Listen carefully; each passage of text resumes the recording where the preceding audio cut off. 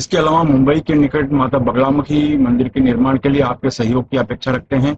अगर आप सहयोग करना चाहते हैं तो पेटीएम, बैंक ट्रांसफर या यूपीआई से दान कर सकते हैं। और ये दान इनकम टैक्स में आयकर धारा 80G के अंतर्गत टैक्स में छूट का लाभ भी ले सकते हैं। इसके बारे में अधिक जानकारी नीचे डिस्क्रिप्शन में दी गई है। मुंबई के निकट वज्रेश्वरी में 2 दिन का गोपाल सुंदरी साधना शिविर का आयोजन होने जा रहा है।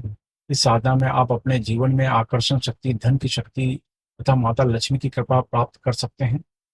हर प्रकार की सुख सुविधा, सुख समृद्धि भी प्राप्त कर सकते हैं। आप अपने व्यापार में, नौकरी में, काम में उन्नति के साथ शत्रुओं से अपना बचाव करने के साथ अपने पूरे परिवार को भी सुरक्षा दे सकते हैं। इसमें भाग लेने के 2 तरीके हैं। एक तो आप वहां आकर साधना में भाग ले सकते हैं, दूसरा आप ऑनलाइन भी सीख सकते हैं।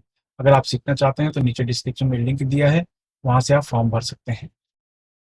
नमस्कार, दिव्य योग आश्रम की तरफ से आपका हार्दिक स्वागत है। आज हम सुंदरकांड की चर्चा करेंगे। रामचरितमानस का 5वां अध्याय सुंदरकांड माना जाता है। कहते हैं हर घर में रामचरितमानस ये ग्रंथ होना ही चाहिए। ये ग्रंथ आपके जीवन को सुधारने का कार्य करता है, जीवन में आने वाली अड़चनों को दूर करने का कार्य करता है। इसका जो 5वां अध्याय सुंदरकांड माना जाता है। रामचरितमानस में भगवान श्री राम की व्याख्या की गई है, उनका गौरव किया गया है।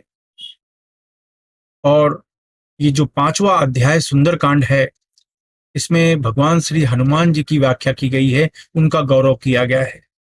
कहा जाता है कि जो सुंदरकांड का पाठ करता है, भूत भूत प्रेत नकारात्मक ऊर्जा नष्ट होकर उस घर से भाग जाते हैं। उस घर में टिक ही नहीं सकते। जिस घर में सुंदरकांड की आवाज आती हो, सुंदरकांड का पाठ किया जाता रहा हो, ये बहुत ही प्रचंड, शक्तिवर्धक और शक्तिशाली अचूक प्रयोग माना जाता है। तो लोग सुंदरकांड का पाठ आज से नहीं, सदियों से कर रहे हैं। आज हम उसी सुंदरकांड की चर्चा करने जा रहे हैं। सुंदरकांड का पाठ अगर आपके घर में रेगुलर होता है तो आपका घर सुखी, शांत और परिवार में मेल जोल बना रहता है। अगर पारिवारिक मेल जोल नष्ट हो जाए, वाद विवाद हो, तो ऐसी हालत में आपको अपने घर में सुंदरकांड का पाठ करना चाहिए या करवाना चाहिए। ये बहुत ही आश्चर्यजनक फल देने वाला माना जाता है। और नकारात्मक ऊर्जा वो दूर रहती है। आपके घर में समझो किसी भी एक व्यक्ति के ऊपर कोई ऊपरी साया है, कोई नकारात्मक ऊर्जा है, तो वो नष्ट होना शुरू हो जाता है। प्लस आपके परिवार के जितने भी लोग हैं, उनको एक शांति का एहसास होता है, एक सुकून होता है। मन ऐसा लगता है जैसे चिंता मुक्त हो गया सुंदर पाठ करने के बाद, सुंदरकांड का पाठ करने के बाद। तो कहने का अर्थ है कि ये तो आप पहले से करते आ रहे हैं, बहुत पहले से करते आ रहे हैं, लेकिन मैं चाहता हूं इसका प्रभाव और बढ़े। तो हमने अपने गुरु से भी यही बात पूछी थी कि लोग सुंदरकांड का पाठ आज से नहीं, सदियों से कर रहे हैं। तब गुरु जी ने कुछ पॉइंट बताया कि ये अगर चीजों को ऐड कर लें, इस विधि को ऐड कर लें, तो उसमें सफलता बहुत ज्यादा मिलती है। तो वही चीज मैं आपको बताने जा रहा हूँ। सुंदरकांड का पाठ आप पहले से ही कर रहे हैं, ये तो बहुत अच्छी बात है। पहली बार करने जा रहे हैं तो समझ लो आपका भाग्य उदय होने वाला है, ये आप मान लो। करना क्या है, ढीले ढाले वस्त्र पहनकर शांत कमरे में बैठ जाएं, जमीन पर ना बैठें, आप बिस्तर में ना बैठें, आप कुर्सी पर, सोफे पर बैठ सकते हैं। अपने सामने लाल कपड़ा बिछाओ। लाल कपड़ा बिछाने के बाद भगवान श्री हनुमान जी की फोटो रखें, क्योंकि जो सुंदरकांड होता है रामचरितमानस में, ये हनुमान जी की ही व्याख्या उसमें ज्यादा की गई है, उन्हीं का गौरव ज्यादा किया गया है। तो हनुमान जी की फोटो रखें लाल कपड़े के ऊपर। हो सके तो एक सिंदूर रखें, एक 50 ग्राम सिंदूर रखें। सिंदूर अगर ऑरेंज कलर का हो तो सबसे अच्छा है, नहीं तो लाल कलर का सिंदूर रखें 50 ग्राम का।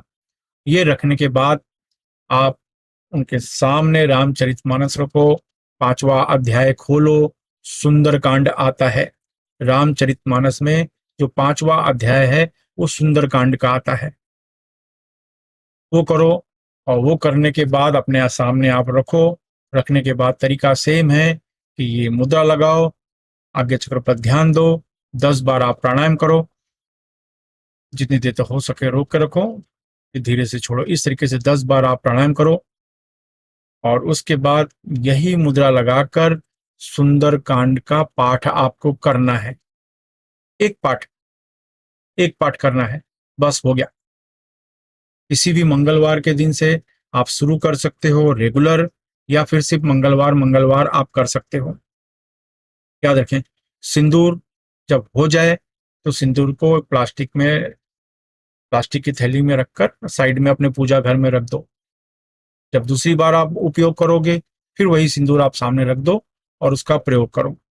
तो आप अपने मन में संकल्प कर सकते हो कि मैं 11 मंगलवार करूंगा, मैं 21 मंगलवार करूंगा, मैं 51 मंगलवार करूंगा। ये आप अपने मन में संकल्प कर लो। तो पहला मंगलवार और अंतिम मंगलवार, इन दिनों में किसी को कुछ खाने पीने की चीज दान करना है।